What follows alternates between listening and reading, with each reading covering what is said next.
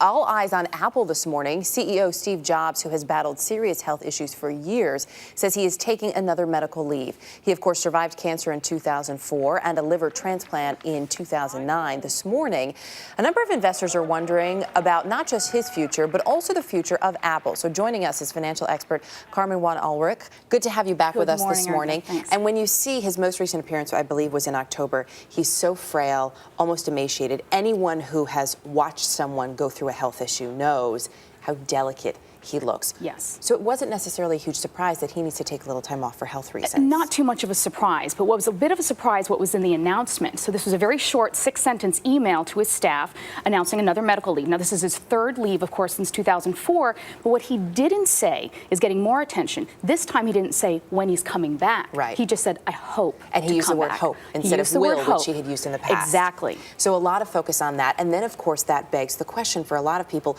who will take over? Because Steve Jobs and Apple are so tied together. But no one can run a company forever. So one would think that Apple has been preparing for this for some time. He has been preparing. And of course, he sent out his COO, the Chief Operating Officer, Tim Cook, who's seen as his successor. But there are some concerns. Even though the last leave of absence that Steve Jobs took, the stock of Apple went up 65% in 6 months. And that was under Cook, right? But this time they're wondering, listen, Steve Jobs runs the whole company. Tim Cook is the operations retail guy.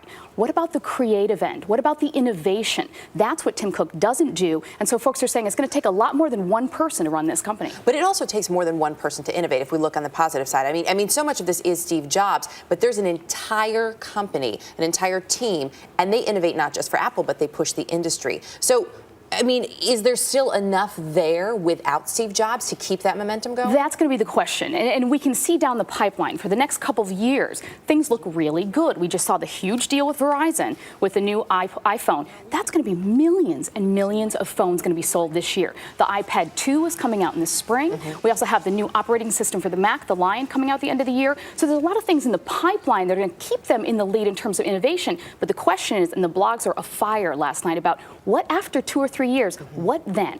Are they going to be leaders or are they going to be followers? And that's what likely a lot of other tech companies are looking at now. This could be their opportunity. Exactly. The sector is hot. I know you look at it. Plenty of eyes on it. Very. Carmen, thanks. Good to have you here. Thank you.